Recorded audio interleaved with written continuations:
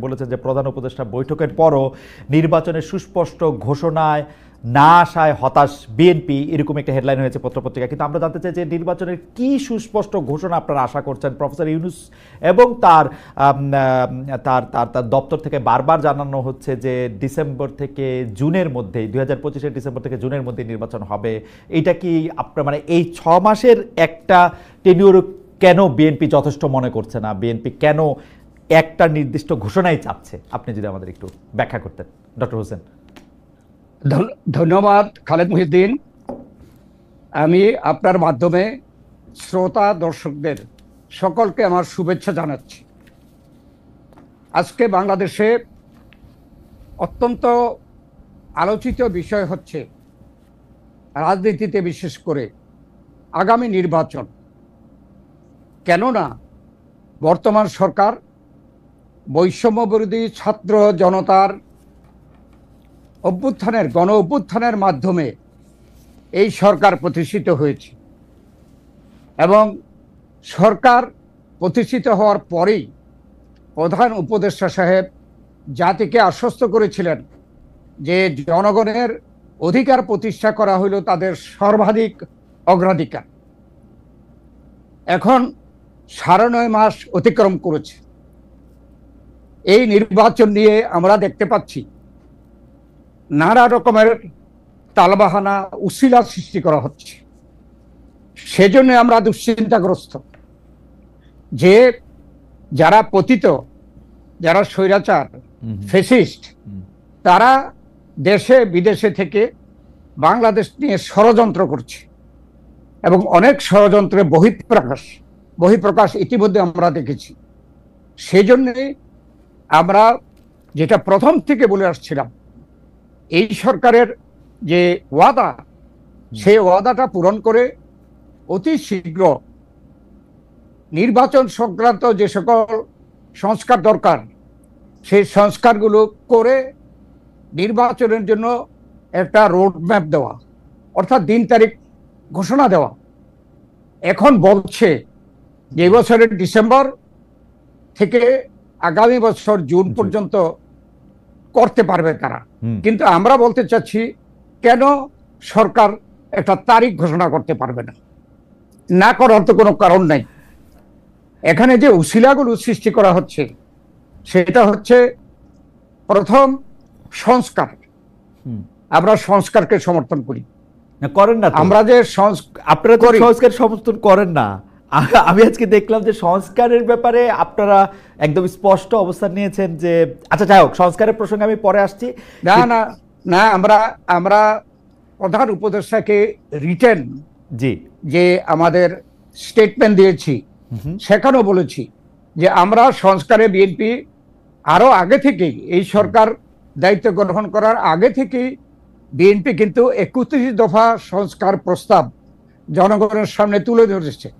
এটা বলেছে যদি আপনারা আমাদেরকে ভবিষ্যতে ক্ষমতায় বসান, আমরা এই 31 দফা সংস্কার কর্মসূচি আমরা বাস্তবায়ন করব। এবং এই সরকার এসে সংস্কার প্রস্তাব করার পরে আমাদের তরফ থেকে ডেলিগেশন গিয়ে আমাদের সংস্কার প্রস্তাবগুলো তাদেরকে দিয়েছি। এর মধ্যে কিন্তু তাদের সংস্কার প্রস্তাব আমাদের সংস্কারের সাথে অনেক জায়গায় মিল আছে, আবার অনেক জায়গায় মিল নেই। সব জায়গায় মিল থাকবে এমন কোনো কথা না। আমরা একটা জাতীয় ঐক্য সৃষ্টি করা, গণতন্ত্রের উত্তরণের জন্য, ঐক্যমত্য সৃষ্টি করার জন্য আমরা একমত হয়ে ডেলিগেশনে আমরা গিয়ে আমাদের প্রতিনিধি পাঠিয়েছি। তো এরপরে আসে মামলার বিষয়। মামলা আমরা বলতে চাই বিচারের ব্যাপারে আমরা কাল সেদিনও প্রধান উপদেষ্টার কাছে বলেছি লিটেন। আজকেও আমরা যে প্রেস ব্রিফিং করেছি এখানে বলেছি যে মামলা যাতে করে দ্রুত শেষ হয় এ ব্যাপারে বিএনপি সবচেয়ে আগ্রহী। কারণ বিএনপি গত 16 বছর যাবৎ সবচেয়ে বেশি এই আওয়ামী লীগ দ্বারা সবচেয়ে নির্যাতিত। তা আমরা কেন বিচার চাইব না? কি পরিমাণ তারা এই কি বলে বিচার বহির্ভূত হত্যাকাণ্ড। ডক্টর খন্দকার মোশাররফ হোসেন, আমি খালি একটা বিষয়, যে বিএনপি দাবি করতেছে যে ডিসেম্বরের মধ্যে নির্বাচনটা চাচ্ছে। সংস্কারের প্রসঙ্গে আমি একটু পরে আসতেছি। ডক্টর মোহাম্মদ ইউনূস প্রতিশ্রুতি দিচ্ছেন, যে দেশে বিদেশে সব জায়গায় প্রতিশ্রুতি দিয়েছেন যে তিনি জুন মাস হচ্ছে তার সর্বোচ্চ কাট অফ টাইম। এই 6 মাসের ডিসপিউট ধরে নেই, এবং অনেকেই বলতেছেন এর মধ্যে রোজা আসবে, এই আসবে, আসলে 2 মাসের ডিসপিউট, মানে ফেব্রুয়ারির মধ্যেই আসলে ইলেকশন দিতে হবে, তো ও বা বড়জোর এপ্রিল। এই 4 মাসের জন্য মানে বিএনপি এরকম মরিয়া হয়ে, বা বিএনপি এত রাগ হচ্ছে কেন 4 মাসকে নিয়ে? বিএনপি কেন এত অস্থির? কেননা এখানে আপনি যে কথা বললেন যে প্রধান উপদেষ্টা তো ডিসেম্বর না হয় জুনে করতে পারবে বলে বলেছে, জি, তা আমরা কেন ওই জন্য ধৈর্য ধারণ করি না? জি, কেননা ইতিমধ্যে আমরা দেখছি যে এই জাতীয় সংসদ নির্বাচন সম্পর্কে কেউ কেউ এ সম্বন্ধে বিতর্ক সৃষ্টি করছে। যেমন লোকাল গভর্নমেন্ট ইলেকশন, স্বায়ত্তশাসন নির্বাচন দিতে হবে, এই কথাও কেউ বলেছে জাতীয় সংসদ নির্বাচনের আগে। সেই জন্য আমি সংস্কার এনেছিলাম। সংস্কার, বিচার, এগুলোকে কিন্তু সামনে আনা হচ্ছে। কিছু এগুলো তো দরকার নাই। আমরা যে জন্য বলছি আমরা সংস্কার চাই। সংস্কার কিন্তু একটা দিন তারিখ ঠিক করে বলা যাবে না, ওই দিনের মধ্যে এই সংস্কারটা শেষ করতে হবে। সংস্কার একটা চলমান বিষয়। ঠিক মামলার ব্যাপারে, রায়ের ব্যাপারে বা পরিচালনার ব্যাপারে আমরা সবসময় সবাই আশা করি যে মামলাগুলো একটা স্বাধীন সার্বভৌম বিচার বিভাগের অধীনে মামলাগুলো নিষ্পত্তি হোক। রাইট। তো যদি স্বাধীন বিচার ব্যবস্থাই বলি, তাহলে আমরা কোনো পলিটিক্যাল পার্টি হিসাবে বা সরকারের একজন উপদেষ্টা হিসেবে কিভাবে বলতে পারি যে অমুক দিনের মধ্যে, এত তারিখের মধ্যে এই রায় দিতে হবে? অর্থাৎ সে কারণে আমরা বলছি যে উসিলাগুলো সন্দেহজনক, যে কাজগুলো আমরা সিমালটেনিয়াসলি করতে হবে। রাইট। আমরা এই প্রসঙ্গে আসবো। আমরা একটু পিছনে ফিরে যাই। প্রধান উপদেষ্টার সাথে যে বিএনপির বৈঠক, সেখানে আপনি নেতৃত্ব দিয়েছেন বিএনপির পক্ষ থেকে, সাথে আরো 3 জন শীর্ষ নেতা আপনাদের মধ্যে ছিল। তো সেইখানে আপনারা স্পেসিফিকভাবে 3 জন উপদেষ্টার পদত্যাগের কথা বলেছিলেন, কিন্তু খুবই আশ্চর্যজনকভাবে তাদেরই একজন উপদেষ্টা সেখানে ছিল। পরে আমরা শুনেছি যে ব্যাপারটা আপনারা কি, অনেকে বলেছেন এটা ভালোভাবে নেন না অনেকে, সেইটা আপনি একটু বলবেন। আরেকটা জিনিস হচ্ছে যে আপনারা ছাত্র উপদেষ্টা 2 জন, অর্থাৎ আসিফ মাহমুদ সজীব ভুঁইয়া এবং মাহফুজ সাহেবের পদত্যাগ চেয়েছিলেন। অন্যদিকে জনাব খলিলুর রহমান, যিনি আরেকজন উপদেষ্টা, তারও পদত্যাগ চেয়েছিলেন। অন্যদিকে একটি পদত্যাগের কথা সেদিন আবার খুব বাতাসে ভাসছিল, যে ডক্টর মোহাম্মদ ইউনূস নিজেই পদত্যাগ করতে চান, তিনি আর এই পদে থাকতে চান না। আপনাদেরকেও কি তিনি এই বার্তা দিয়েছিলেন? আপনারা আসলে উনাকে কি বুঝিয়েছেন? আপনারা কি তাকে চান?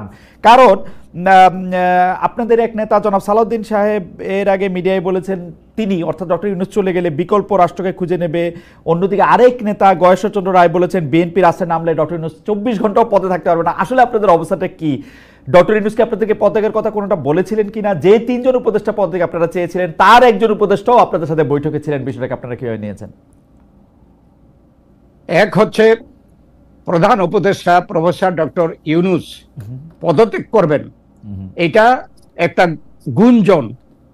এটা বাংলাদেশে বিভিন্ন মিডিয়া, সোশ্যাল মিডিয়া এটা প্রচার করেছে, এবং আমরা শুনেছি যে তিনি আসলে এই কথা বলেন নাই।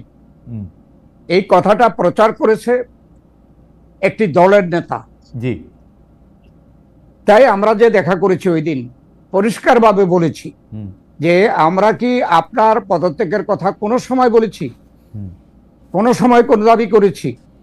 তাই আপনি কেন বলবেন যে আপনি পদত্যাগ করবেন?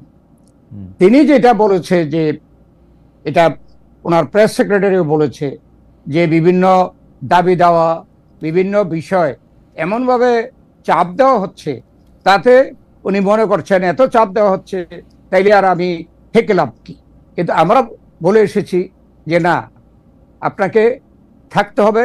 এদেশের মানুষ অনেক আশা করে আপনাকে এই পদে বসিয়েছে, এবং যেই কাজটা আপনি করতে হবে মিনিমাম, যে এই দেশের জনগণের ভোটে নির্বাচিত একটি সরকারকে, জনগণের সরকারকে প্রতিষ্ঠা করে আপনি একটি নিরপেক্ষ সরকার আপনি সসম্মানে বিদায় নিতে পারবেন, কেন এখন আপনি পদত্যাগের কথা বলবেন?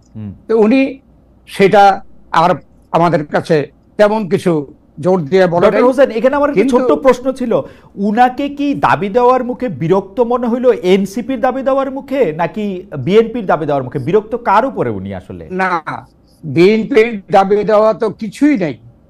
দাবি দেওয়ার মধ্যে শুধু ইলেকশন আছে, যে ইলেকশনটা ওনাকে করতে হবে। আর আমরা সংস্কারের সমর্থন দিচ্ছি, আমরা বিচারের সমর্থন দিচ্ছি, তবে এইগুলোকে শর্ত হিসাবে ধরার কোনো সেখানে যুক্তিকতা নাই বলেই আমরা বলেছি সংস্কার, বিচার এবং নির্বাচন সম্পূর্ণ তিনটা বিষয়, এবং একটা আরেকটাকে কোনো ধরনের হ্যাম্পার করবে না। অতএব আপনি নির্বাচনের জন্য একটা দিন তারিখ, রোড ম্যাপ এটা বলেছি।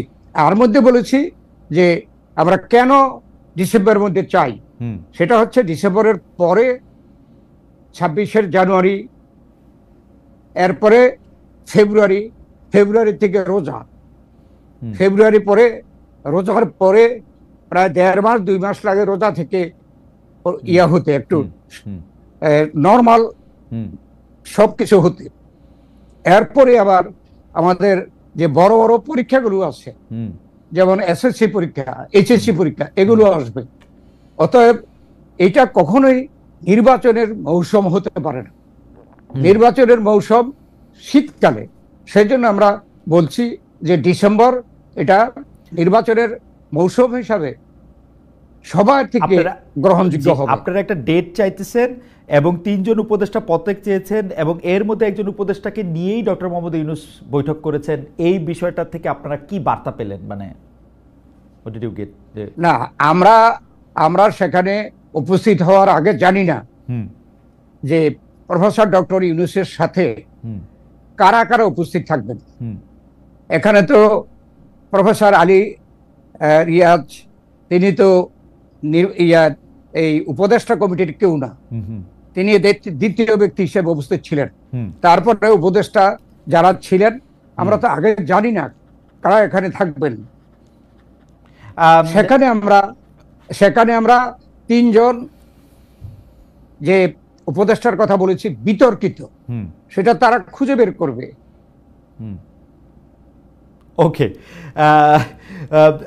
ডক্টর খন্দকার মোশাররফ হোসেন, এই কথা কি ঠিক যে যেদিন আপনারা তার সঙ্গে দেখা করতে গিয়েছেন তার আগে থেকে আপনারা তার সময় চাইছিলেন দেখা করার জন্য এবং আপনারা পাইছিলেন না? যেটা আমরা এর আগেই যখন আমাদের এই গুঞ্জন ঢাকায় বা বাংলাদেশে শুরু হলো যে প্রফেসর ইউনূস পদত্যাগ করতে চায়, তখনই আমাদের দল থেকে ওনার সাথে দেখা করার জন্য আমরা অনুরোধ করেছিলাম, কিন্তু সেই সময়টাই দিতে পারে নাই। যেদিন থেকে উনি দলের সাথে কথা বলবে ঠিক করেছে, সেই দিন কিন্তু প্রথম আমাদেরকে ডেকেছে। ওকে, আমরা সেই ভালো উদ্দেশ্য নিয়েই, আমাদের খোলা মন নিয়ে আমরা আগেও চেয়েছিলাম, দিতে পারে নাই, ওনার ব্যস্ততা থাকতে পারে। যেদিন দিয়েছে আমরা সেই দিনই সেখানে আমরা সাক্ষাৎ করতে গিয়েছি। খালেদা